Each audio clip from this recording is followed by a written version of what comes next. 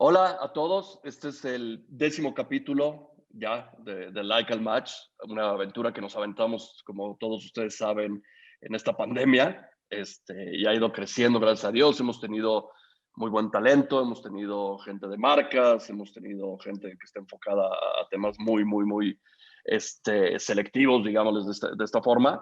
Y el día de hoy me encanta presentar a alguien, además de que es un amigo, compañero de la universidad. No vamos a decir edades ni nada por el estilo, ni años, porque si no, ahí luego nos van a cachar que ya estamos un poco viejos.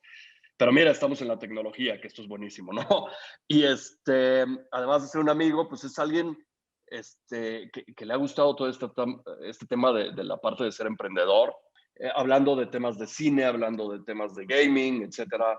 De ahí también le tocó estar en una de las compañías más importantes de videojuegos a nivel mundial. Pero bueno, para no darle más y más vueltas a esto, pues les presento a Mario Valle, que al día de hoy, bueno, es cofundador y director general de diferentes compañías como Altered Ventures, que ya nos platicará él qué es, Hotloom, Gaming Partners, entre muchos otros más. Mario, mil gracias por tu tiempo, mil gracias por dedicarnos este tiempo, no nada más a mí, sino a la gente que nos escucha, que para que sepas un poquito, creo que no te lo platiqué en la introducción, pero es mucha gente que tiene que ver con marcas, es mucha gente que trabaja en el tema de marketing, publicidad, etcétera, pero que también están interesados en lo que tú puedes platicarnos, tanto del tema de gaming, que tienes una experiencia buenísima en ese aspecto, como el tema de trading, que ya hemos hablado de esos dos temas en los 9 capítulos anteriores, pero más desde el lado del creador de contenido, ¿no?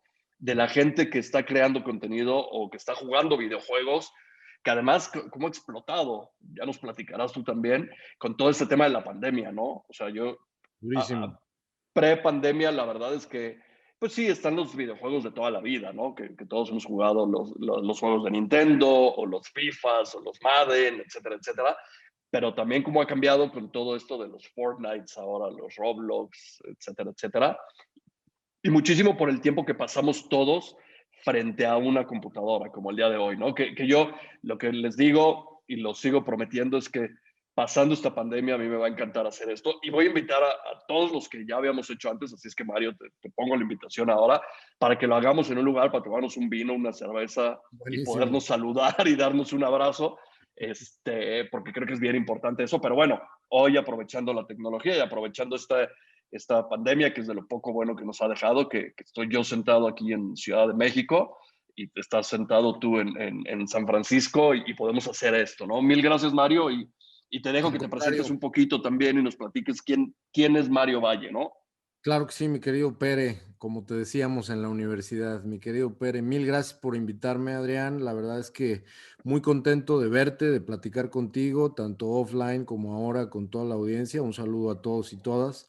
Efectivamente, trabajando en videojuegos desde hace 22 años. Tengo 22 años trabajando directa o indirectamente con la industria de videojuegos. Tú bien lo dijiste, tuvimos revistas, medios tanto electrónicos como impresos de videojuegos, de tecnología, de internet, de cine, de música.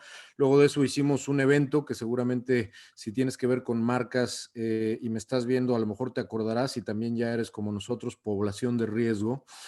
Te acordarás del Electronic Game Show, el famosísimo EGS que se hizo en México y un par de veces, en un par de años también lo hicimos en Sao Paulo. Desde el 2002 hicimos el Electronic Game Show, un evento dirigido a consumo principalmente, pero también un evento tipo trade que reunía a 50,000 personas un fin de semana al año, todo alrededor de la industria de videojuegos. Esa es la razón por la cual, como bien dijiste, Electronic Arts, cuando abre oficinas de Latinoamérica, me invita a dirigir las oficinas. Me tocó abrir las oficinas de Electronic Arts, que es esta empresa de videojuegos que hace el FIFA o los Sims o Need for Speed, Battlefield, etcétera, etcétera. Y es un privilegio el haber tenido la oportunidad de crear el equipo, o más bien contratar al equipo desde cero, porque la verdad es que hicimos un muy buen equipo en ese entonces. Tan es así que yo fui el suertudo al que invitaron aquí a trabajar y a vivir a Silicon Valley. Estamos acá desde hace 11 años. Me salí de Electronic Arts, como también creo que lo mencionaste, me salí de Electronic Arts para regresar al mundo del emprendimiento en 2016.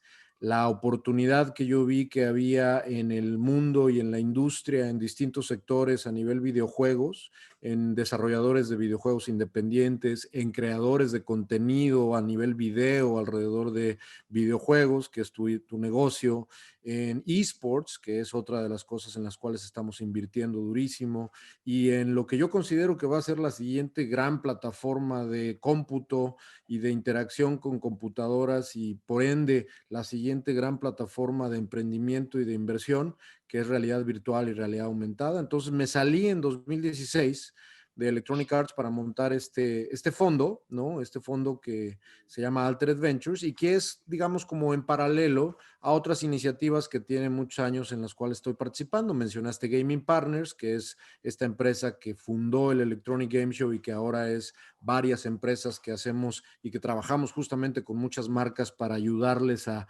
entender de una manera un poco más específica cuáles son las oportunidades de videojuegos, pero en sus distintos sectores, en educación, en formación de equipos, en gamificación, en consultoría, en marketing.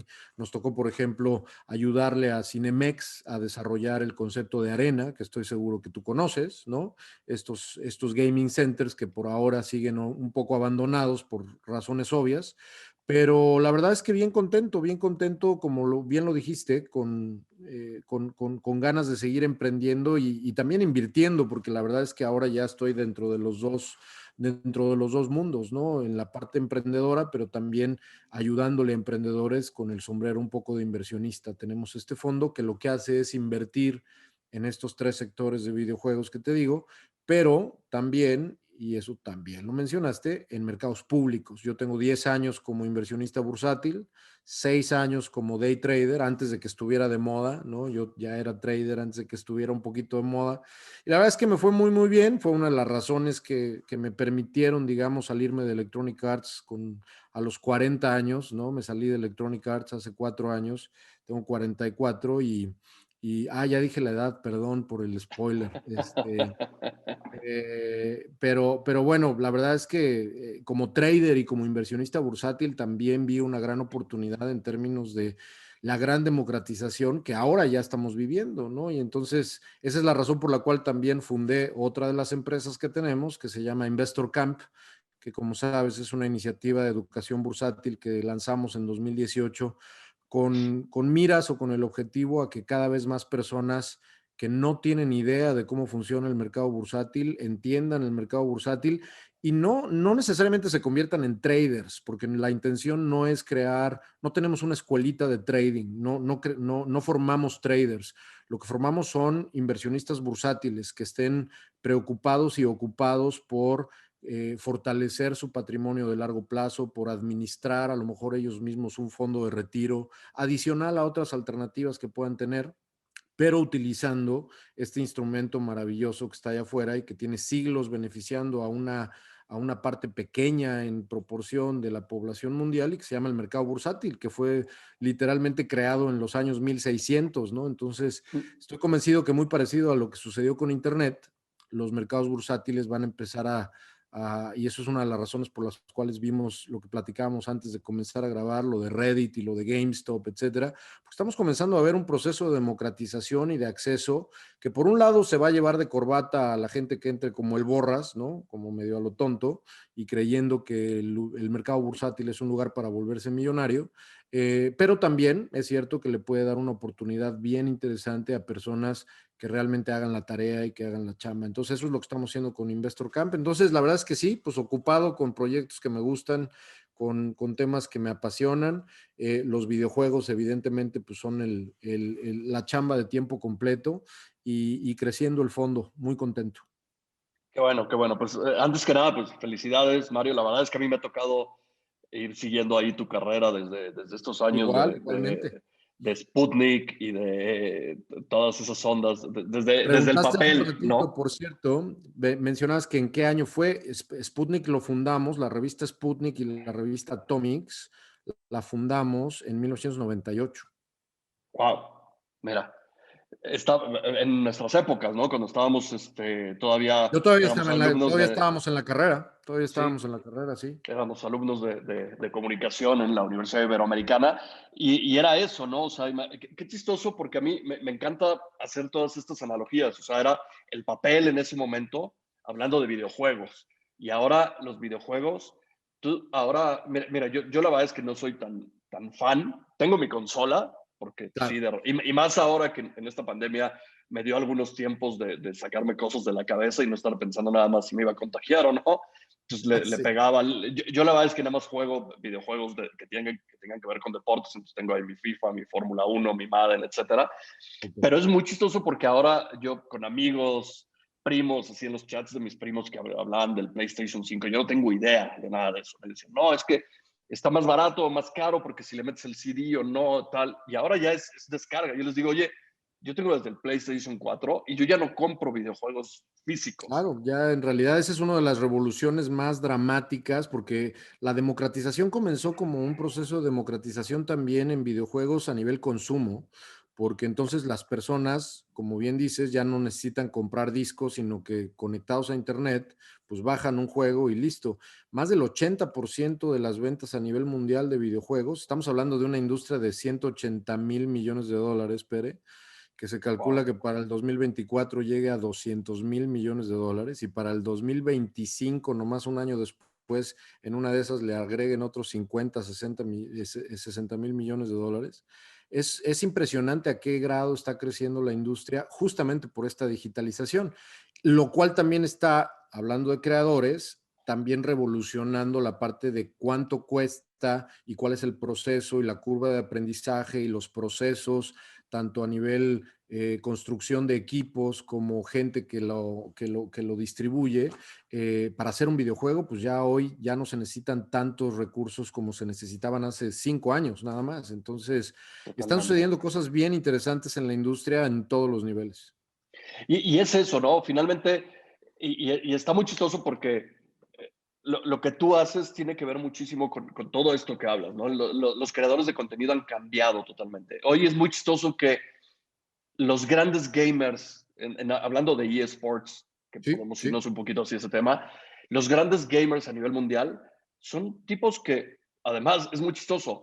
Tú ves a un Raúl Jiménez, un Miguel Ayun jugando FIFA, que son jugadores de selección claro. nacional que ganan millones de dólares, y ahora también están haciendo plata jugando videojuegos, ¿no?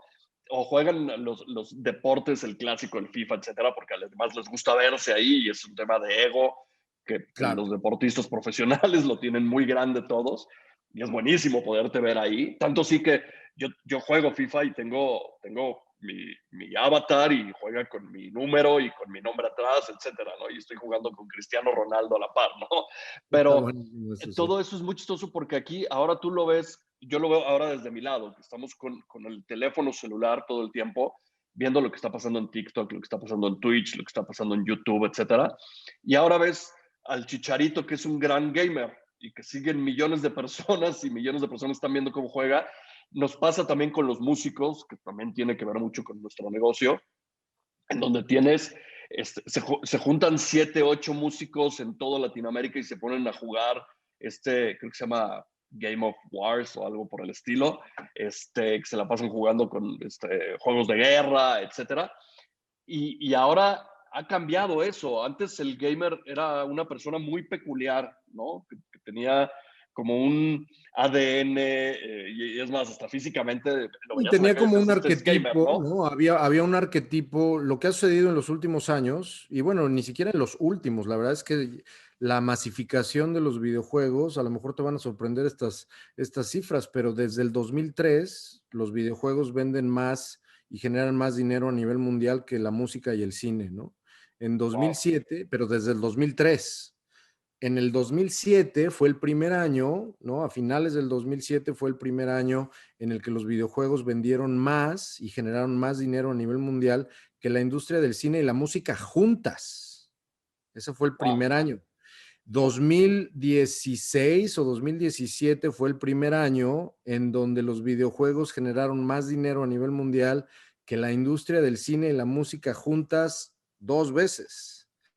y se calcula que para el 2022 los videojuegos van a generar 3 veces más dinero que la industria del cine y la música, ¿no? Y Entonces, hablando también de estas industrias, hablando el tema de contenido, porque creo que podemos enfocarnos un poquito a eso, que es cómo ha cambiado el contenido. Videojuegos, antes, bueno, desde los cassettes que nos tocaban a claro, nosotros, los cartuchos, ¿no? después por el... Un videojuego antes era algo muy lineal, ¿no? Evidentemente muy de la Exacto, mano con la capacidad de cómputo que había en consolas o en Arcadias o en las PCs de entonces. Y hoy, pues tú que juegas FIFA y que tú lo acabas de decir, puedes crear tu avatar y puedes realmente meterte virtualmente, aunque lo hagas con un control. Ahora con un Oculus Quest, con el Oculus Quest 2 de Facebook, de Oculus, pues te metes literalmente a un videojuego, ¿no? Entonces, la oferta de contenido en realidad no nada más es una oferta de contenido desde el punto de vista narrativo, sino es una oferta de contenido desde el punto de vista de experiencia inmersiva, ¿no? Aunque no tenga que ver con claro. realidad virtual, la manera en la cual tú juegas videojuegos, un God of War, que lo dijiste ahorita, o un Uncharted, o un The Last of Us, etcétera, pues ya no es el Mario Bros. Que corre de izquierda a derecha, ¿no? Y aunque hay juegos en 2D, sigue habiendo juegos vaya, con un mercado gigantesco, digamos, narrativamente o visualmente mucho más sencillos, los videojuegos, y esa es la razón por la cual el arquetipo del videojugador, otro dato que seguramente va a sorprender o le va a sorprender a más de uno que nos está viendo, es que la edad promedio del videojugador a nivel mundial, mi Pérez, son 35 años. 47% de los videojugadores a nivel mundial son mujeres, ¿no? Más de la mitad, fíjate, hay más mujeres mayores de 18 años jugando videojuegos que hombres menores de 18 años jugando videojuegos. La videojugadora más común tiene 43 años. Una de las tendencias, y esto seguro sí lo sabes, pero una de las tendencias clarísimas en esports son las campeonas de videojuegos, las mujeres que están jugando videojuegos a cambio de dinero, ¿no? Entonces, el arquetipo del videojugador ya no es ese nerd, ya no es Sí, ese sí, chavo, esa chavilla que estaba como aislado. Tú mencionaste hace un momento el fenómeno de la pandemia, fue un fenómeno súper interesante porque los videojuegos no nada más sirvieron como algo para poder entretenerse y poder, como dijiste tú, pues olvidarse de todo lo que estaba pasando allá afuera. Los videojuegos también se convirtieron en una herramienta de socialización, porque los videojuegos se juegan hoy en día en comunidad, ¿no? Y entonces los videojuegos, no nada más como FIFA, sino el que quieras mencionar, tiene un capability social. Un ejemplo clarísimo fue totalmente. lo que sucedió con Animal Crossing de Nintendo, ¿no? Justamente cuando lanzan este juego, el Animal Crossing, una versión del Animal Crossing en marzo, pues llegó perfectamente en tiempo junto con todo el tema del confinamiento, porque literalmente Animal Crossing le salvó la salud mental a muchísima gente que pudo socializar y pudo realmente encontrar una manera no nada más de entretenerse, sino de mantenerse en contacto más allá de Zoom, ¿no? Que obviamente Zoom también explotó. Entonces, los videojuegos, no nada más desde la perspectiva de cultura y de identidad y evidentemente de acceso, sino los videojuegos como un medio serio que a nivel marcas, a nivel marketing, a nivel estrategia, tienen que empezar a comprender mucho más de, pues yo casi no juego, yo como que no lo entiendo. No, no, hay fenómenos dentro de la industria de videojuegos a los cuales hay que ponerles atención. Los esports están llegándole a más audiencia que la NFL, le está llegando a más audiencia que a la NBA, le está llegando a más audiencia a nivel mundial que el hockey y que el béisbol. Todavía el fútbol soccer está muy por arriba, ¿no? Porque llega a miles de millones de personas todos los fines de semana, pero a nivel anual, los esports ya le pegan a nivel audiencia a 3 veces más número de personas que le pega la NFL. Entonces, es momento de empezar, creo yo, y eso es un poco lo que estamos haciendo en Gaming Partners y también con el fondo, estamos invirtiendo, digamos, en empresas, en startups y en talento que realmente está convirtiéndose en una plataforma futura para las nuevas marcas y los nuevos como canales de engagement, ¿no? Totalmente. Y es eso, ¿no? Porque al final, otra vez, todo esto ha cambiado Entonces, estamos hablando de gaming específicamente ahorita, pero cambió la música también. O sea, yo siempre he dicho desde mi Claro. lado de la trinchera, si hay un precursor del cambio de la música que incluso además vino a sanar a la música, porque la música, como bien sabes, por el tema de piratería, Por supuesto, los pasó por temas LimeWires, los difíciles. Napster, etcétera, estaban muy, muy mal en ese aspecto, ¿no? O sea, Sí. estaban perdiendo millones y millones de dólares cada mes. ¿Y qué estaba pasando en ese momento? En ese momento llegó un personaje llamado Steve Jobs, que fue para mí el que cambió la música, no desde el lado del contenido, sino desde el lado de cómo se distribuía. Y la distribución Antes, correcta, por supuesto. exacto, tú antes nos tocó a nosotros, íbamos a un mix-up o a la tienda que quieras llamarle, ¿no? Mix-up, porque estábamos aquí en México, ¿no? Pero ibas y comprabas tu CD y era un CD que tenía 12, 14 canciones donde posiblemente 8 eran basura, pero bueno, así nos tocó comprar a nosotros y te costaba eh, 200 pesos, alrededor de $10 un CD, te lo llevabas a tu casa con su librito, etcétera, ¿no? Obviamente viene todo este tema de la piratería, en donde ya esto mismo lo podías comprar a la salida del metro y te costaba 10 pesos, $1, $2, algo por el estilo, y tenías 300 canciones, ¿no? Entonces, esto le pega muy fuerte, pero llega un señor como Steve Jobs, que en ese momento, yo me acuerdo, en ese tiempo yo trabajaba para Universal Music, y a mí me contrataron específicamente para ver de qué manera, no yo, pero bueno, mi área, el área que yo manejaba, Ujú. que se abría por primera vez a nivel mundial, estábamos viendo de qué manera podíamos conseguir dinero o monetizar el contenido fuera de la venta de algo físico, que era un CD, etcétera. Y me Exacto. tocó los ringtones, me tocaron las precargas en el teléfono. O sea, comprabas tú tu teléfono Motorola y traía Sí. el disco de YouTube, ¿no? Mucho antes de toda esta bronca de Recuerdo que en ese distribución entonces del nos físico. vimos, ¿te acuerdas que nos vimos, porque en España el estudio en Redwood Shores, que está aquí enfrente, que hacía The Sims, coordinado con España, que era un mercado muy importante para los Sims, pusieron una idea sobre la mesa que pelotearon con la gente de Universal en España, y dado el éxito que este grupo también tenía en Latinoamérica, pues a mí que me tocó liderar al equipo en Electronic Arts en Latinoamérica, también me tocó empujar eso. Y me acuerdo perfecto porque fue con Universal Music con quien lo hicimos. La Oreja de Van Gogh metió su canción o una de sus canciones en el idioma de los Sims dentro del videojuego de los Sims. Y estoy hablando del 2007, 2006 o 2007, ¿no? Que era cuando, corrígeme si me equivoco, pero era cuando tú también estabas ahí en Universal, ¿no? Sí, sí, yo entré, ahora sí que mi experiencia en el lado de la música, ya del lado profesional, obviamente, empezó en 2007, específicamente, Justo. que cuando empecé a trabajar Y ahí. ese fue un trancazo, ¿no? La cantidad de gente que estaba, o sea, tuvo un montón de notas periodísticas. Evidentemente, La Oreja de Van Gogh en México era bastante famosa, pero fue un trancazo a nivel mundial. Sí, incluso, mira, yo me acuerdo, o sea, en ese tiempo para que tú vendieras más de 100,000 copias de un disco, tenías que ser Alejandro Fernández o tenías que Sí, ser Luis me Miguel, acuerdo. etcétera. Nosotros, a mí me tocó, la primera venta que me tocó de una precarga de un teléfono fue con Sony Ericsson, que no sé si sigan existiendo y si no están regresando o por el estilo, con un disco de Juanes.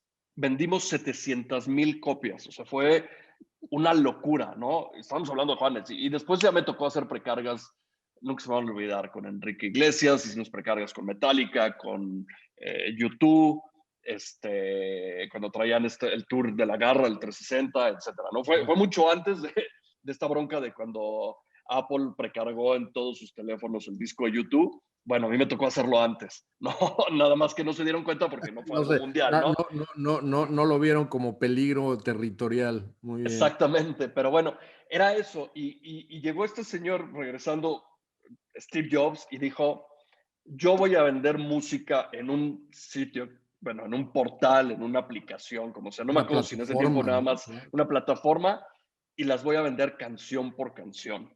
Imagínate, era estás tonto, es una locura, ¿cómo vas a...? Así es, y como el tipo tenía una plataforma de distribución muy importante a nivel mundial, que no existe en términos físicos, Y además te dio el bueno, fierro, ¿no? va, O sea, porque esa revolución no hubiera sido posible si no te hubiera dado el fierro, como lo hizo una vez con la Apple, ¿no? Con la computadora. totalmente. Lo que sucedió es que te dio, por un lado, la plataforma poderosísima, pero por otro lado te dio el fierro para acceder a esa plataforma, que era el iPod, ¿no?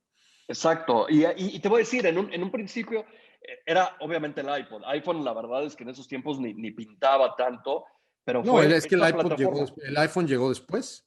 Exacto, pero ya tenías, yo lo veo desde el lado del consumidor, porque ahí me gusta estar desde los dos lados, ¿no? Yo decía, oye, está buenísimo, porque ahora yo ya voy a comprar 6 canciones de un álbum, no voy a comprar las 12.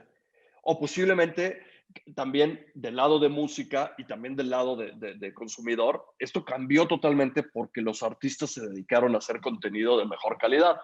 Claro. Porque ahora, si no tenías buen contenido, no te compraban, ¿no? Y estamos hablando de comprar, eso Sí, sí, sí, 2009, sí, sí. 2007, 2008, etcétera, ¿no? Y salían discos como el de Rihanna, que traía 14 madrazos el disco, ¿no? O los mismos Weekend, Bruno Mars, etcétera, que ya te hacen unas obras de arte que tú dices, iría y pagaría mis $20 por el álbum completo, ¿no? Pero bueno, ahí viene el streaming, ¿no? Y yo me acuerdo perfectamente que cuando a mí me contratan en Spotify, y me preguntaban, oye, México iba a ser el primer país fuera de Europa, Estados Unidos y Australia en lanzar el servicio de streaming de Spotify. Ya habían otras plataformas, pero no eran tan fuertes en ese momento. Estaba Deezer, estaba RDO, que ya desapareció, y creo que por ahí esas dos, ¿no? Y yo me acuerdo que me preguntaban los suecos, ¿cómo ves esto? Y le decía, mira, la verdad es que no lo sé, porque en México estamos muy acostumbrados a la pertenencia, a que si Ujú. yo pago $1, necesito tener algo a cambio y necesito tocarlo y necesito tenerlo en mis manos. Entonces le Claro. dije, pero bueno, al final México es una potencia mundial en términos de contenido musical y en términos de venta de música en todo el mundo. En ese momento creo que México era el séptimo más grande a nivel mundial. Lanza Spotify México y rompe todos los récords de todos los, o sea, ningún país antes, creo que ahí México fue como el país 13, no me acuerdo si fue 13 o 18, uno de esos dos números, pero fue impresionante, rompió los récords de todos, incluso de los americanos, etcétera.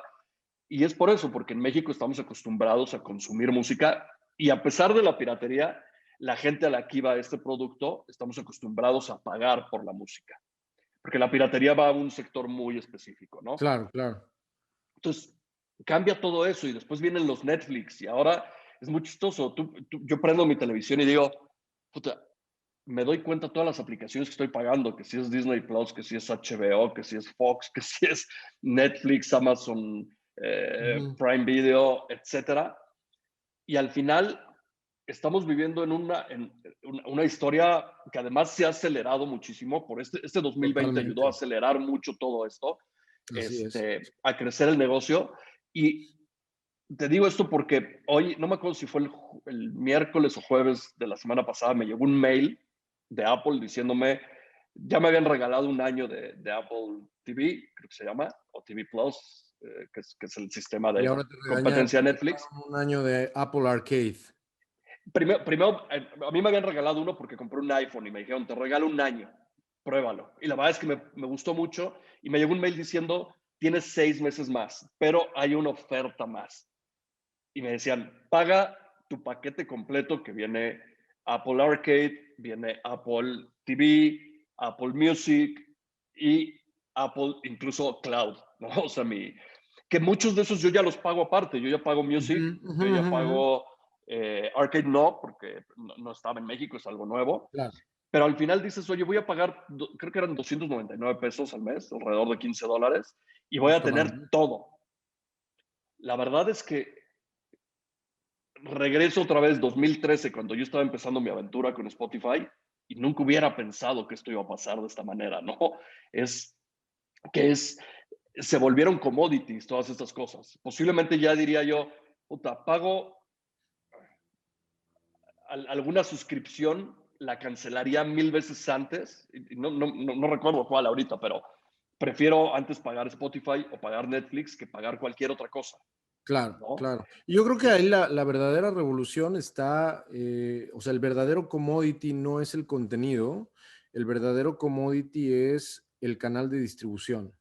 Y así como estás hablando de música y así como estás hablando de contenidos digitales que tienen que ver con streaming, etcétera, pues los videojuegos en ese sentido fueron los que sentaron un poco precedente justamente porque la parte, por ejemplo, digital de los videojuegos a nivel mobile, pues incluso data desde antes de la llegada del iPhone, ¿no? Desde antes del lanzamiento de iTunes, ya podías comprar videojuegos que podías jugar en tu Nokia o en tu Motorola ahí con dos, tres colores, etcétera. Uno de los videojuegos que la compañía que terminó comprando Electronic Arts, que se llamaba Jamdat, hacía, era el videojuego de los Simpsons, pero era el videojuego de los Simpsons para los juegos, para los teléfonos estos Motorola que tenían pantallita de color pequeñita, ¿no? Y entonces Ujú. era un juego evidentemente horrible que no tenía como ni pies ni cabeza, pero la distribución, creo, la distribución digital es lo que está haciendo posible todo esto. Videojuegos, hay una frase que me gusta muchísimo desde hace muchos años, no me acuerdo, ni me preguntes quién la dijo, pero es muy cierta. Y dice así, si tú quieres echarle un vistazo al futuro, ¿no? Si quieres verdaderamente echarle un vistazo al futuro, tienes que ver qué están haciendo dos industrias en particular. Una es videojuegos y la otra es el porno. Si tú quieres ver hacia dónde va la onda en términos de distribución, modelo de negocio, masificación, tendencias, incluso hasta culturales, tienes que echarle ojo a qué está pasando, por ejemplo, en videojuegos.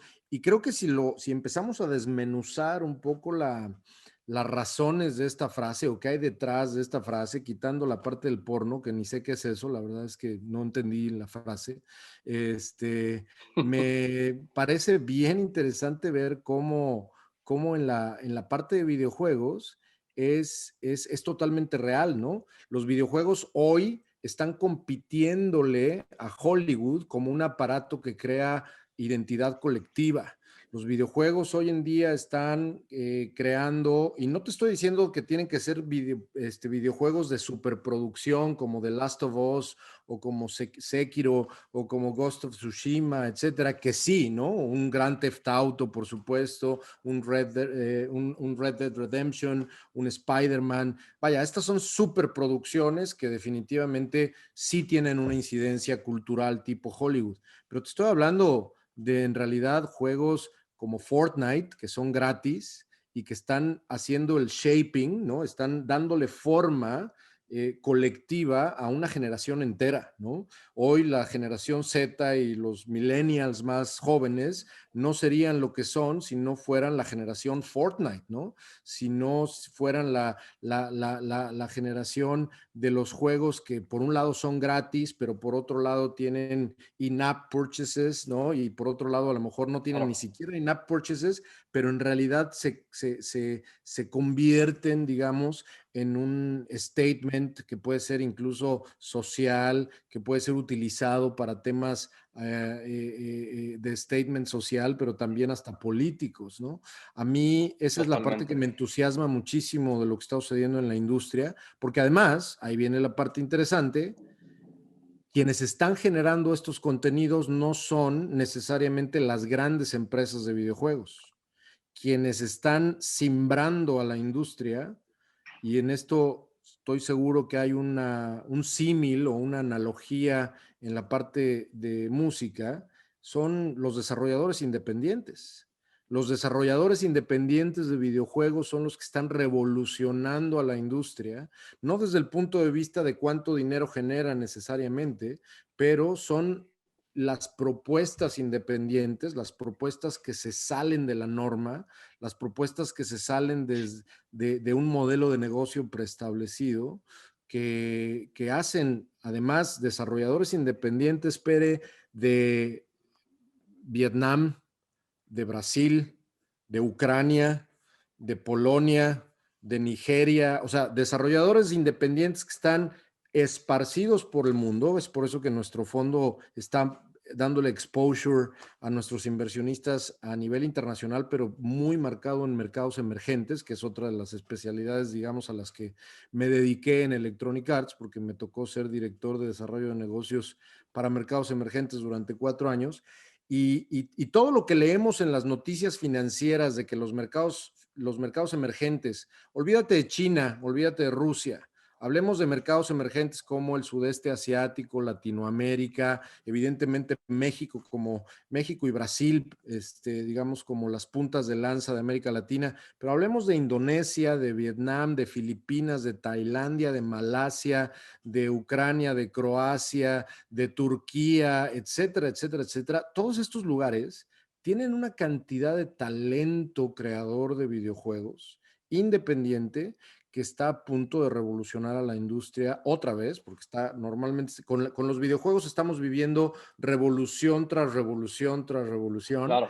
y es la parte que a mí más me apasiona, la oportunidad para el talento que hay a nivel mundial en la industria, a todos los niveles, creadores de videojuegos, creadores de contenido alrededor de videojuegos, esports players, teams alrededor, lo que estamos haciendo más ahorita en el fondo es invirtiendo en equipos y en talentos individuales, y no tienes idea a qué grado realmente los territorios emergentes están dando mucho fruto interesante. No, está buenísimo. Igual ya para cerrar también el tema, antes que nada, mil gracias, Mario, Gracias a ti. por estos minutos de sabiduría No, de ganada en todo este nerdez nada tiempo. más. Sí, pero mira, la verdad es que a mí me encantaría dejar un punto aquí, porque además de la gente que nos escucha, de las marcas, de las agencias, directores de marketing, etcétera, también hay muchos creadores de contenido, porque digo, nosotros tenemos 180 talentos en nuestra agencia, muchos de ellos nos siguen, amigos de ellos o Ujú, ujú, talentos que ujú. quieren empezar a crecer y están buscando agencia, etcétera. Pero es bien importante, ¿no? Porque el tema de gaming, muchos lo están haciendo, ¿no? Muchos lo están haciendo. Nosotros en específico no tenemos un área de gamers, así de que sean gamers 100%, pero tenemos un montón que son o músicos o deportistas o influencers de otro tipo que están haciendo gaming de una manera un poquito más amateur. Pero yo lo que les dejo aquí a ellos y a toda la gente que nos escucha, perdón, es hay una oportunidad gigante aquí porque es en la industria del contenido y en la industria del entretenimiento, como bien lo dices tú, el gaming está creciendo exponencialmente año Es con la, es la año industria, es la industria de entretenimiento más poderosa del planeta, punto. y más sexy, además, en ese aspecto, ¿no? Es muy Además, sexy ahora, que antes tal vez no lo era, por eso el tema del arquetipo que había del gamer, etcétera, pero ahora ya no, no es así. antes, pero te voy a decir, ese antes al que te refieres es hace 25 años, carnal. Exacto. Sí, sí, sí. Pero tal vez siempre se quedan esos arquetipos en la cabeza de todos nosotros. Claro, Ahora ya claro, cambió, ya totalmente. evolucionó, puede ser muy sexy, es la evolución del entretenimiento, es donde se está haciendo plata también, porque tú puedes subir y te pones a jugar y te estás grabando en Twitch y estás generando dinero en ese momento, o en YouTube, o donde sea. La verdad es que hay una oportunidad bien grande.